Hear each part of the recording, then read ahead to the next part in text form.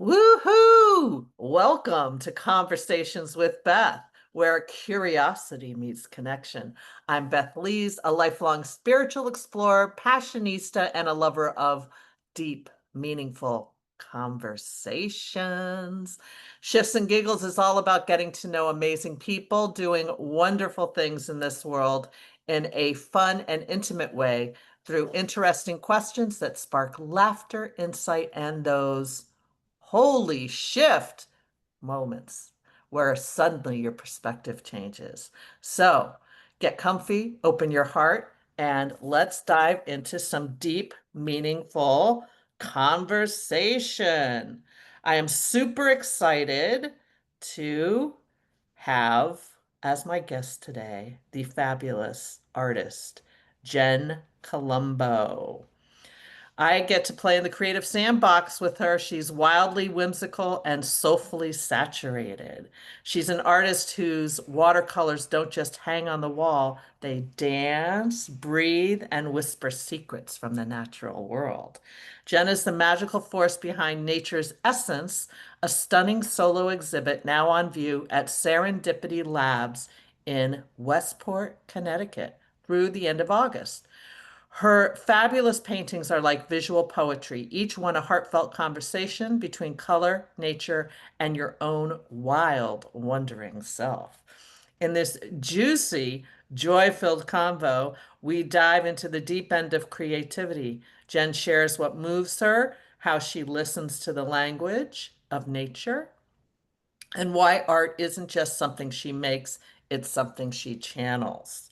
Whether you're a curious collector, a nature nibbler, or someone who simply needs a little beauty balm for the soul, this episode is your invitation to pause, play, and reconnect with your essence. So, let's dive into Jen's world. Woohoo! Thank you so much for that amazing introduction. I'm going to steal some of those words from my own copy. Yeah, I think you should. So, talk to me about your journey as an artist. Have you always been creative? Yeah, so I definitely have been on a journey, and I have always been drawn to art and creating ever since I was a child. Like, if you were to ask me what my favorite toys are, it wasn't dolls or anything. It was always my art supplies, my craft supplies, whatever I could get my hands on really made me happy and brought me joy. And when I was in grade school, we had art, but it was like once a week, once every couple weeks. It wasn't really fostered, right? As like a, hey, this is something to do. It was more kind of like a, yeah, we should probably give the kids some art.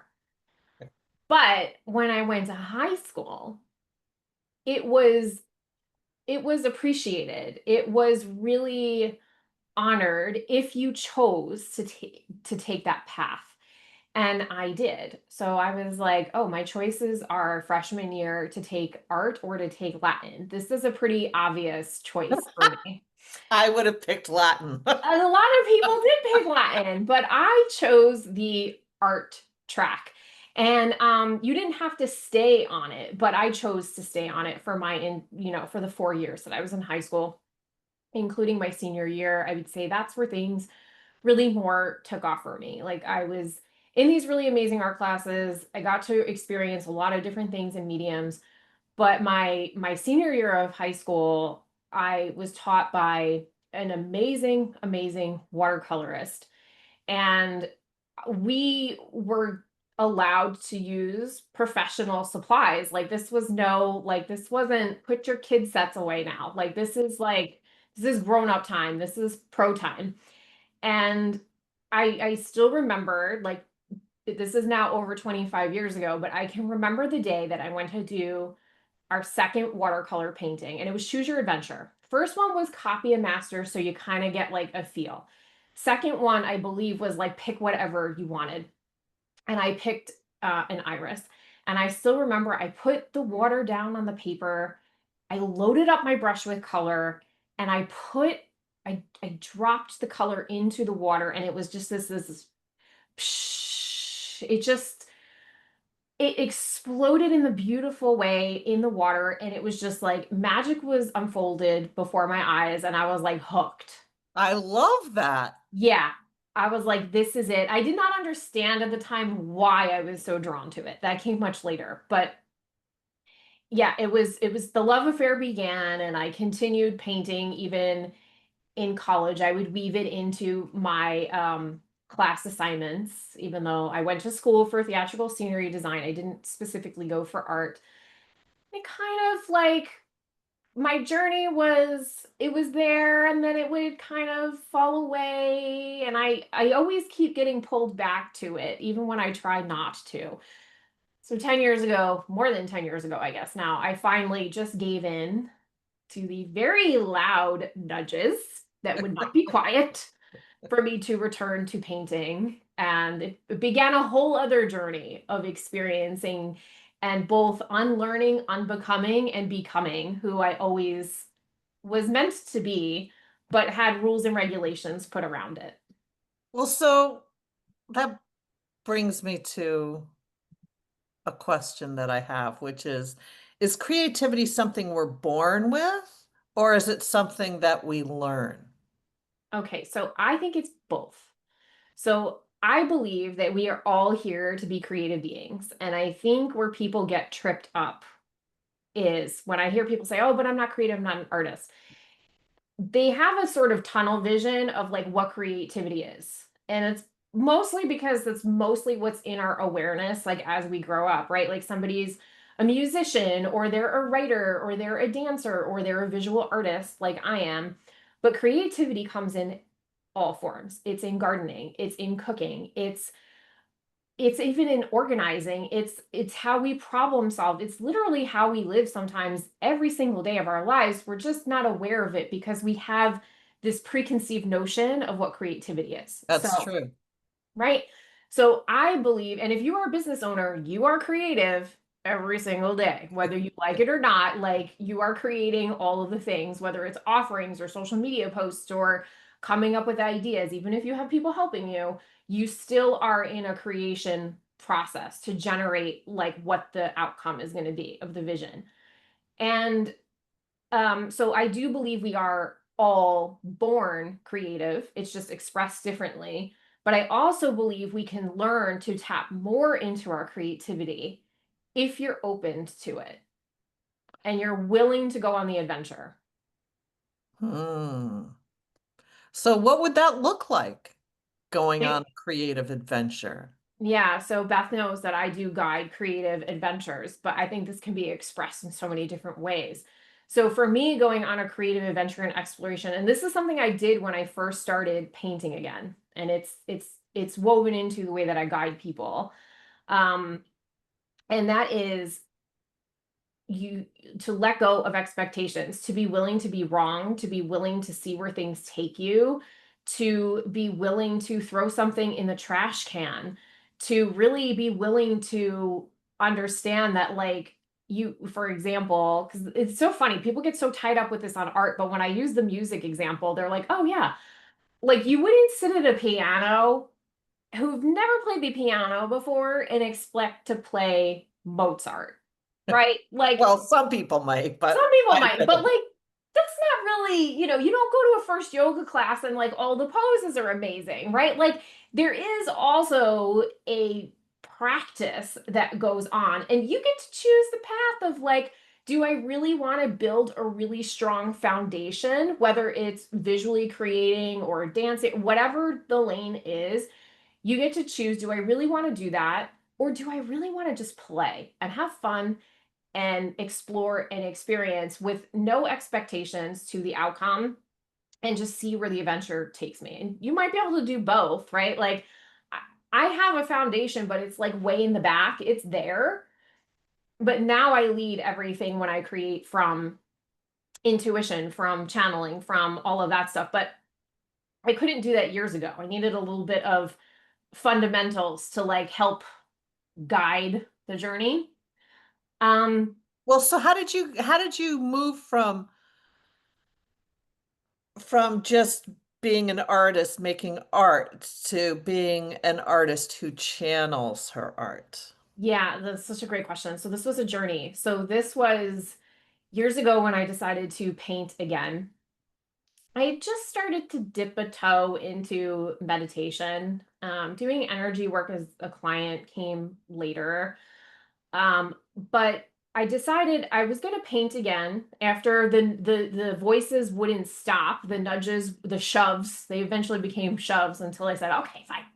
I'm going to paint again. I'll pick up my brush again." I was like, I'm going to take a beginner watercolor class. I haven't watercolored in like 10 years. I'm going to be rusty. And I really wanted to go to a class purely for fun and enjoyment and to be around other people who wanted to create for fun. Not because it was an end goal, not because there was a grade attached to it, not because of anything. So it's like seeing with beginner's eyes, right? It's It's like, seeing with beginner's eyes. And when I sat down in that class, by the way, I sat by myself, no one sat with me. what was that I about? don't know, but it was supposed to be this way, right? We got up, the teacher gave the lesson or whatever, and when I sat down, I got smacked in the face with this knowing. And it was like, you're not doing this assignment. And for those of you who don't know me, I was an A plus student. I always followed the rules.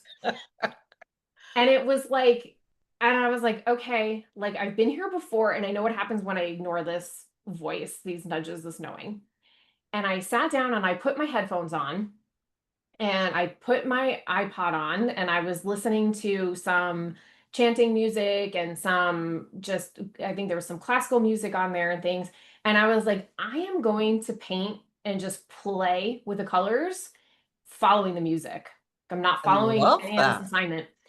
And the teacher was totally cool with it. I was not being disruptive. I was like in my own little space. And she encouraged me to do so. And I kept showing up to class and every week I was like, I'm not doing this assignment. Like, and I just started really playing and like following like the nudges and it was really a huge unraveling for me. And as I started to meditate more, I would get really big visuals like in the meditation. So then I would get the nudge, you're going to paint what you saw in meditation, which was really cool. And then eventually, so I started doing that. And then eventually we were in class and the assignment was going to be like fruits and vegetables. And I was like, I'm not going to do that. And on my way out to class, I see an avocado and something told me grab it. Everybody brought pictures in, by the way. I brought in a real avocado, cut it open.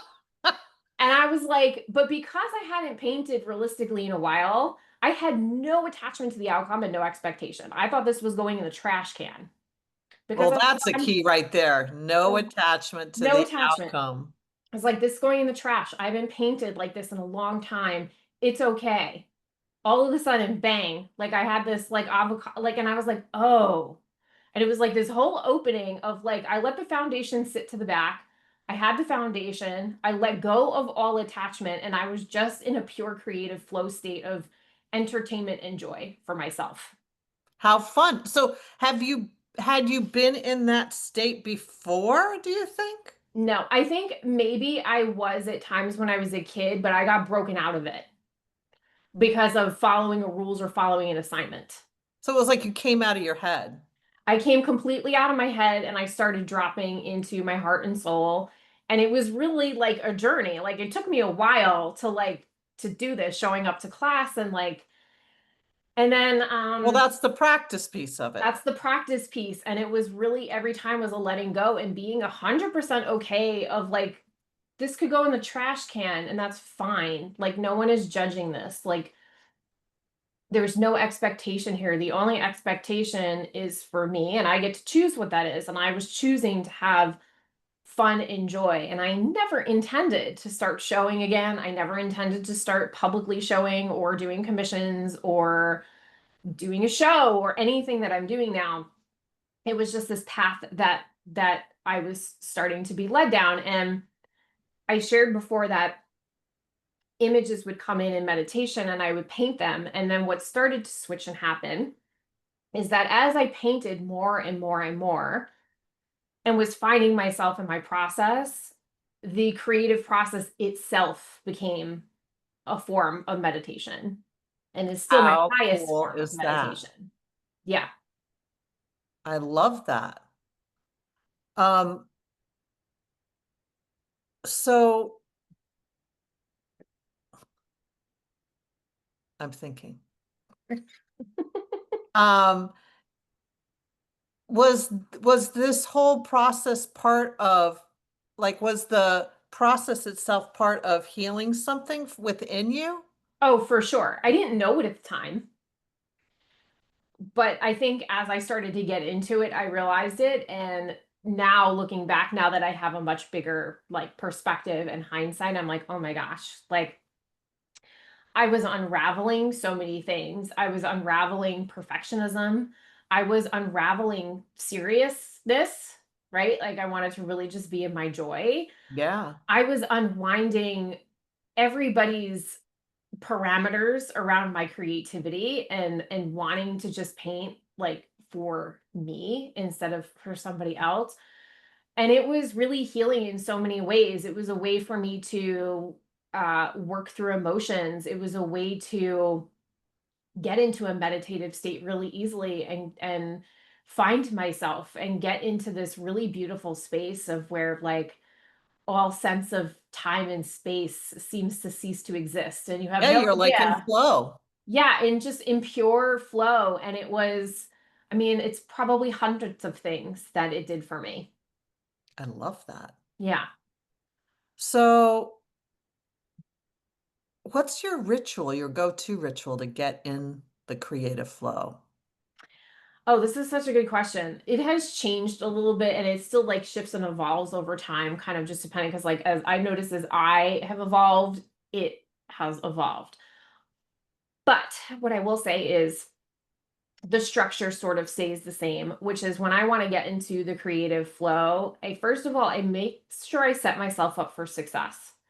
And what I mean by that is I do pick music and I'm ready to have that go, but I also have all of my supplies ready to go, including extra stuff because I don't want to break out of that flow to be like, oh, wait, I forgot this paint color. Now, yes, sometimes it happens, but I do my best to like take those distractions out of the creative process. And I always start with doing a little grounding meditation for myself where I just kind of connect to the earth and I connect from above. And I also set an intention for the session and for the painting as well. And then I get into my groove. It's kind of hard to explain because, like, it's so natural and intuitive now. I don't even know what's going on half the time. Even when I'm painting something that is more structured, like if you were to go see the collection, there's the ocean vibes, which is very abstract and very fluidy, and that is really truly like working with the medium in harmony, and like we're playing together, and like I'm not sure what's gonna happen. The birch trees have more structure to them, but there's a lot of play within them too. Um, I think the biggest part for me too of getting into that creative flow, and this took some practice, this took some time, was in addition to letting go of that attachment or expectation to the outcome, which again, I do have paintings that I sometimes trash. Like they go in the trash. I've been in watercolors for a long time, but like it happens. It's okay. Start again. Get a new piece of paper. Um, but it's allowing, I don't really go in with a plan anymore. I've learned to let that go unless there's something very specific somebody's asking me for. But I have learned that even if I go in with an initial concept or idea, that as I'm working, the paint and the energy shows me where to go next. And Mm.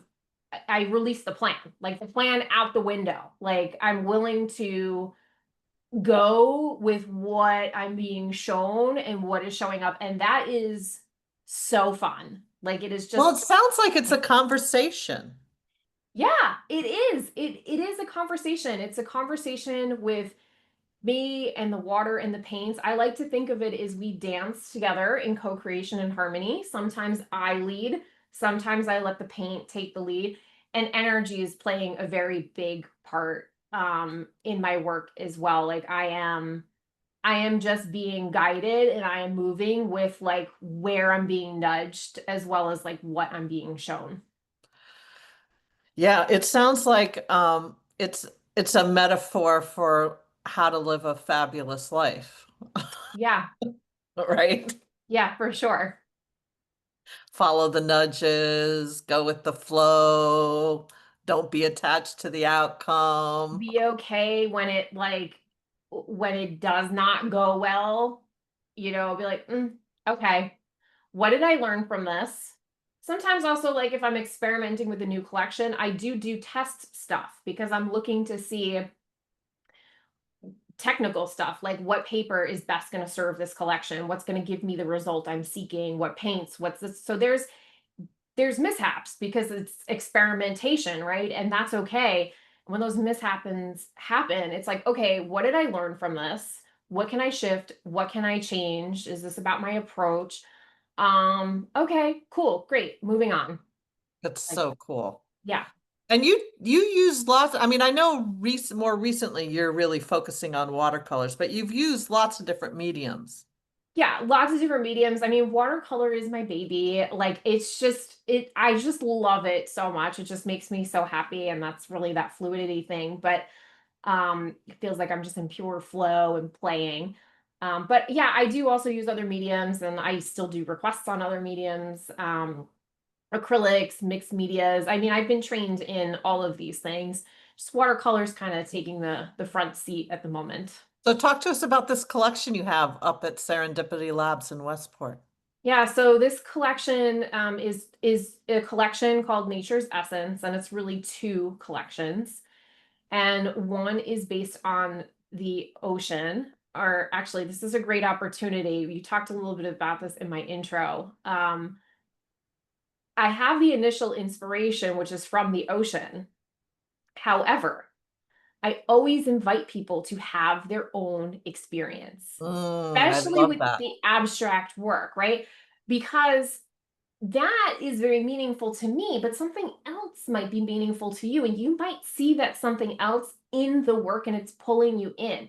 So I always invite people to like notice what you're drawn to, what is pulling you in, how does it make you feel? Did you feel a little stressed? Did then you shift? Did you feel a little shift in that energy? My work tends to be more along the calming and the tranquil and serene lines. Um, and to just have an experience. And I love giving people that permission. I feel like it's very empowering because I don't want to tell you what to see or feel. You have your own life that you have lived. You have your own beliefs, the way you grew up, your emotions that you're experiencing that day. You might have a different experience with that same piece of artwork 2 days later. I know, isn't that cool? It's so cool. And to me, that is so incredibly powerful. And I love when people come to me and share what they're seeing in my work when I give them free reign to do that. Because to me, then you become part of the co-creation, and the story of that painting gets to evolve. Like it gets to have all of these stories and memories that come with it. And I think Oh, that that's is so so cool. beautiful. Yeah, and one of the things that I know this is true for you, that you encourage people to hang the art in different directions, Yes. especially the abstract. It's more the abstract. I mean, although, I mean, I don't know. So far, people like if they're gonna hang the birch trees a different way, I'm kind of like I'm very open to it. I'm like could become this really cool, interesting thing, right? Like maybe you need the world a little upside down at the moment, right? Exactly. And the birch trees is the other collection, and I couldn't even tell you why I started painting this. I Somebody asked me this the other day, and I was like, I do not remember. I somehow must have gotten a nudge of like, go experiment and play with this, and people are loving the collection. It's super grounding. It's very calming. It Very beautiful. it's stylized, but it has more structure than like the Ocean Vibes collection to it. And thank you. And I think those are just so much fun to paint. And somebody asked me the other day, like, "Oh, are you painting from photographs or real life?" And I'm like, "No, it's all from my imagination. Like I saw them and like they inspired me." But those birch trees are so cool because they have their own story. They have all these cool markings. And And they're all different. they're all different. And that's another way to have an experience too. Yeah. That's so fabulous. Yeah. So, what would you suggest to somebody who's wanting to play Mm, with making their own art? sorry. I say go for it.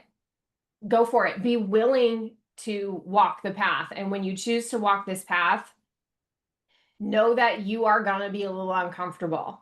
And that's where the gift lies. Go be uncomfortable. Go be willing to go on the journey because you will not only get to foster your creativity, but you will learn things about yourself where you get to, because you get to choose, this is your adventure, where you might want to shift some stuff in your life. So, for example, if you decide to get into a creative process, right? And I'm all for the play version. And if you want to really learn, like go take a class where there's more structure, both are valid. I'm talking about like go play with your crayons, paints, like make a mess like a kid would, have fun, just be in pure joy. Notice, am I like speeding up? Am I trying to really get through this? Okay, like where am I speeding up in life? Like where can I slow down? Are there places that I would like to slow down? If you follow music, this is a great one because you notice, like, am I going with the music or I'm out of step with the music? Like, what's happening here? Am I hanging on to perfection and I'm so like fixated on perfection that I'm not taking action in my life or I'm not taking action in my business? Hey, I had that offering that I've been talking about for like 6 months and have not shared it yet, is not coming out. Like it can be a really great mirror and reflection to the other parts of your life. And I would encourage you to, not with judgment, but to just go in with awareness and notice what's going on there. And then, like I said, you get to choose. Do I want to shift this or do I want to stay where I am? Yeah, it's an opportunity for great Yeah, self-awareness, right? for sure. And honestly, like, do not also think that you have to go to the art store and spend hundreds of dollars if you want to go start playing with art supplies. If you have kids, go grab your kids' stuff. And by the way, your kids will be really good teachers if you go sit and color and play with them. Um, but you can go grab kid supplies. You can use crayons. You can use anything you have on your office desk. Don't make it complicated. Just go have fun, go experiment, go on the adventure and see what happens. You can always upgrade later if you want to take classes or if you want more supplies and stuff. Yeah, even doodling can be a great Oh, doodling's place. amazing. Yeah. It's so fun. So I'm gonna do a lightning round with you. Yeah. You ready? Yes. This is a bunch of quick rapid fire questions for you to answer.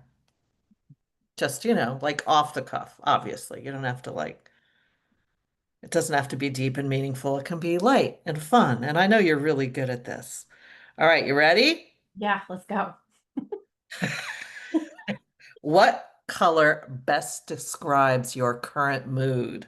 Oh, blue. I'm all about the blues for all I the reasons. never would have guessed. Never would have guessed. What's your creative kryptonite?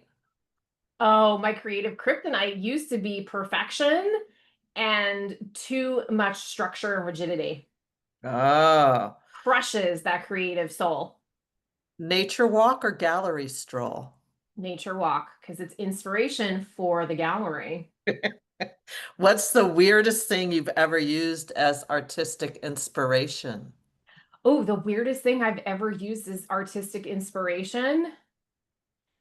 I mean, I think back in the day, I would have thought like my woo-woo meditation stuff would have been like kind of like because it was kind of like, what are you telling me to paint? And then like I had all this work that like didn't make sense together because it was all from meditation. So I think it's both beautiful and weird. I love that.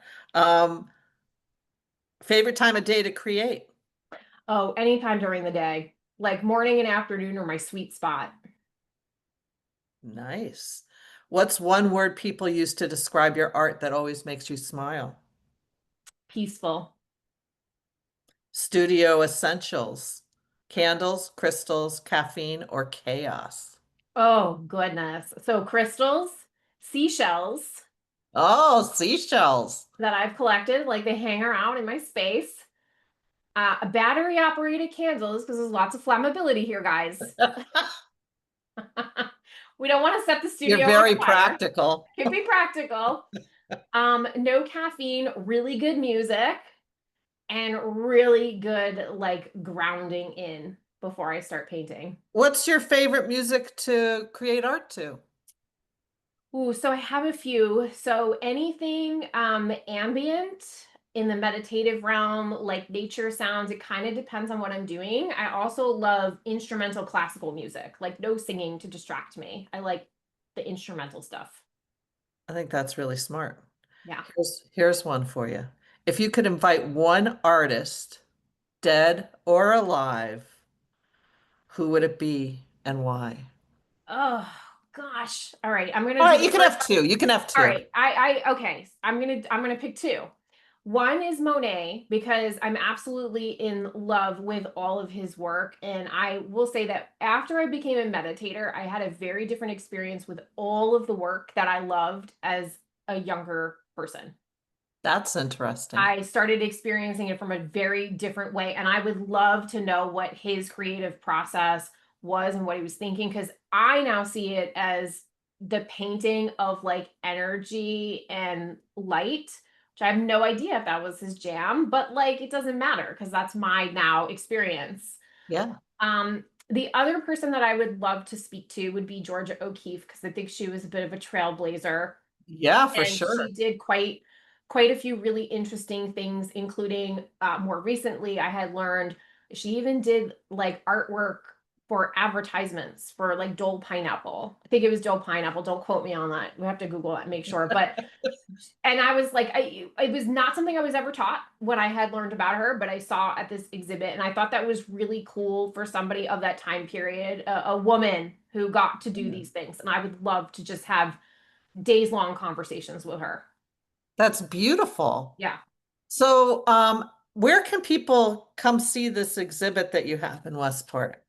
Yeah. So first of all, everything is on my website, jencolombo.com.